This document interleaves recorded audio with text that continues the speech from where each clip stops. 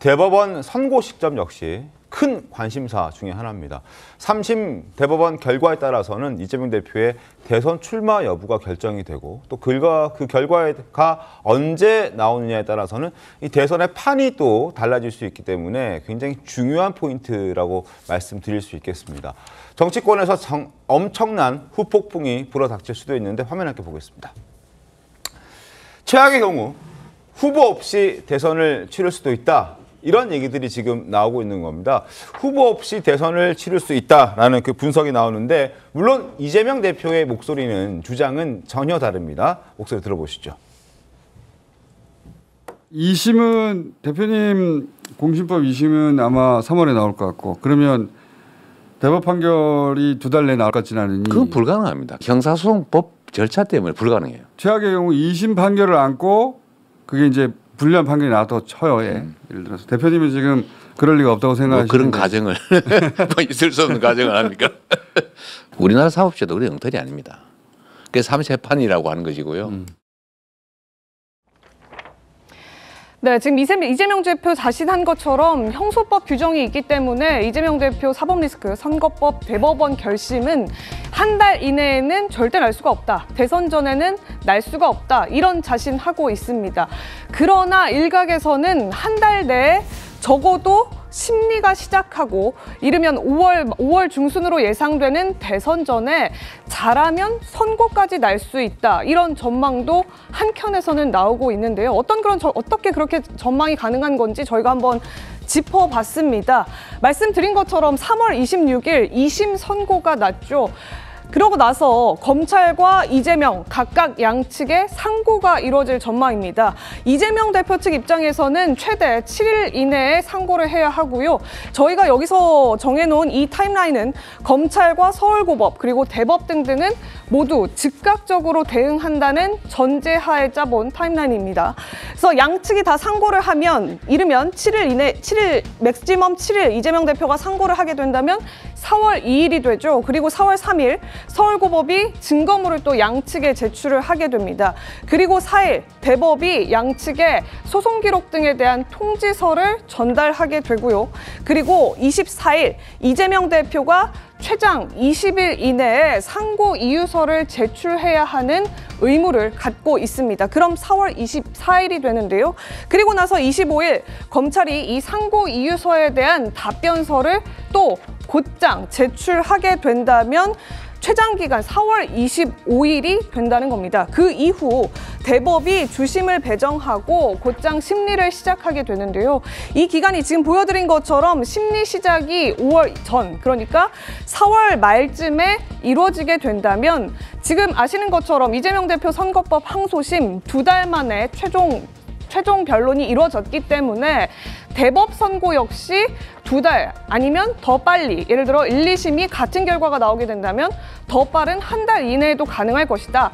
그래서 말씀드렸던 것처럼 조기 대선이 이르면 예정될 수 있는 5월 중순 그 전에 이재명 대표 선거법에 대한 대법 선고가 날 수도 있다. 이런 전망이 법조계 일각에서는 나오고 있는 겁니다. 다만 변수도 있습니다. 이재명 대표가 지난 1심 때 적용했던 것처럼 태문부재, 이사불명, 그러니까 대법이 소송 기록 등에 대한 통지서를 이재명 대표와 검찰 양측에 전달할 때 이재명 대표 쪽에서 폐문부재, 이사불명, 주소지에 사람이 없거나 그 주소 자체가 잘못된 등의 이유로 인해서 소송 기록 통지서를 제때 받지 않고 시간을 더 늘려서 시간을 더 지연시키는 상황이 초래되게 된다면, 그리고 또 하나 지금 기준으로 돼 있는 7일과 20일 이 기한을 지키지 않고 더 연장하게 된다면 결국은 5월 내에 선고가 불가능할 것이다. 그러니까 결국 이재명 대표의 선거법, 대법 선고는 이재명 대표에게 달렸다. 시점은 이런 얘기가 같이 나오고 있습니다.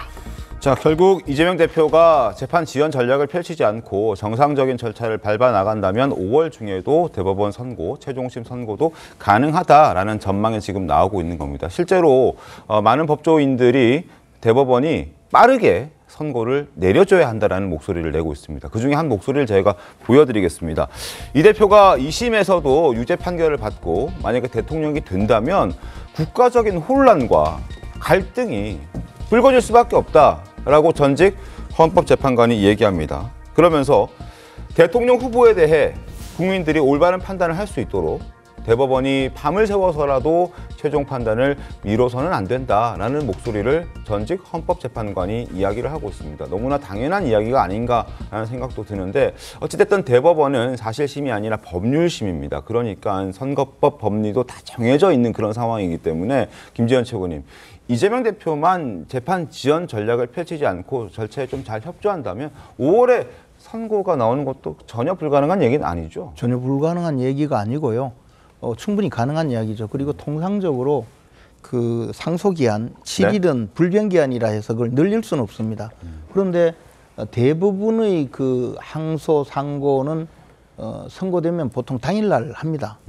예, 왜냐하면 조금 늦추다 보면 7일이 금방 지나서 까먹을 수도 있다. 예. 그래서 상소권 회복 청구하는 경우도 있긴 있는데 그것은 거의 받아들여지지 않거든요. 그리고 말씀하신 대로 상고이유서 제출 기한 20일도 늘려주지 않습니다. 그것도 꼭 지켜야 되거든요. 그래서 이런 그 기간이 있지만 이재명 대표가 예를 들어서 대법원 판결을 빨리 받고 싶다. 네. 유리하다. 이러면 오히려 곧바로 상소를 하고 상고이유서도 곧바로 내고 그렇게 할 수도 있겠죠. 그러나 이재명 대표의 성격상 그럴 가능성은 전무하다고 보고요. 또 하나는 해문부재, 이사불명 이거 벌써 써먹었던 수법 아닙니까? 네. 뭐 그거 당연히 또 진행할 거고요. 그리고는 아마 또 그 이재명 대표 측의 그 학자 뭐 또는 법률가들 잔뜩 동원해서 대통령 후보가 되면 재판 안 받는다. 뭐 그런 주장도 또 할 수도 있고. 그래서 이 사안에 대해서는 엄청나게 또 많은 논란을 불러일으킬 거라고 생각을 합니다. 박세도 의원님 웃으셨는데 만약에 이재명 대표가 정말 당당하다면 먼저 빨리빨리 서류 다 받고 절차 빨리 해달라고 얘기할 수 있는 거 아니냐 이런 주장이신데요. 글쎄 좀 무리한 주장이시다 이렇게 생각을 합니다. 무리합니까? 네, 그렇습니다. 지금 현재 우리가 토론하고 있는 이 문제는 이재명 대표의 2심 판결이 1심과 같이 유죄로 나올 것이다 라고 하는 것을 전제로 지금 토론을 하고 있는 것 아닙니까? 뭐 그것에 대해서 저는 이의를 제기합니다. 뭐 오늘의 모든 언론들의 뭐 기조가 전부 다 그렇더라고요. 2심 유죄를 전제로 아닙니다. 뭐 그걸 전제로 한 건 아니고요. 대법원 3심을 빨리 해야 되는 것 아니냐라는 것은 결과적으로 2심 유죄를 전제로 하는 것이죠. 결과적으로. 그래서 그런 뭐 그런 의미가 내포돼 있다. 그런 것들이 있는데 결과적으로 2심 결과를 보고 이런 문제를 뭐 토론해도 늦지 않다는 생각 가지고 있으나 그러나 지금 말씀대로 이 문제가 워낙 중요한 문제이고 대통령 선거와 굉장히 밀접한 관련이 있으니까 뭐 그런 어떤 걱정들을 또 사전에 이렇게 하는 것도 저는 뭐 특별한 무리는 아니라고 생각을 하고 인정을 합니다.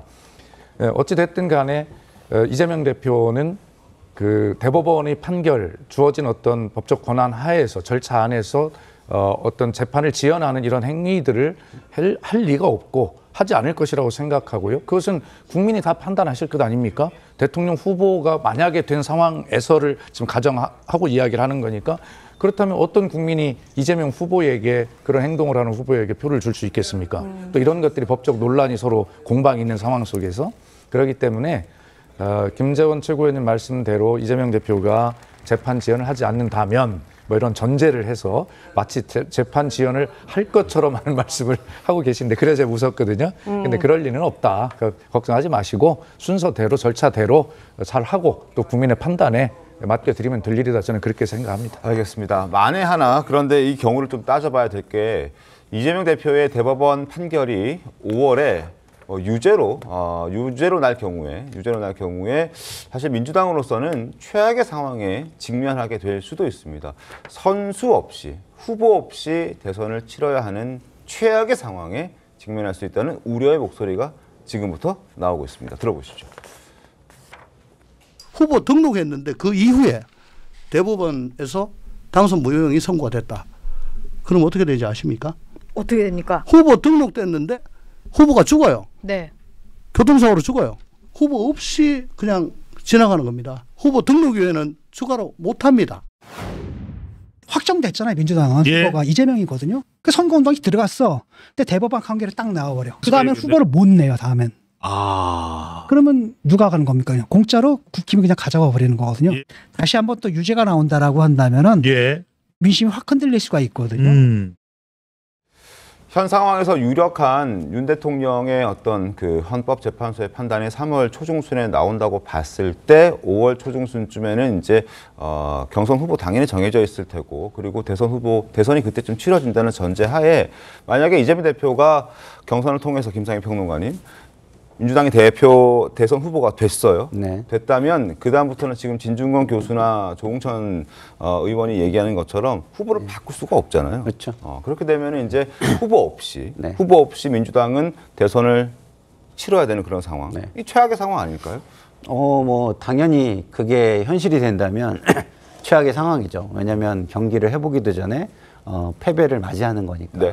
최악의 상황인데 그거는 대법원에 저는 좀 뭐 의지에 달려 있다고 봐요. 그래서 지금까지의 뭐 전례를 보면 대법원이 그 정도의 의지가 있을지 저는 좀 의심은 드는데 뭐 다 제가 뭐 당적을 떠나고 다 떠나서 말씀을 드리면 이런 겁니다.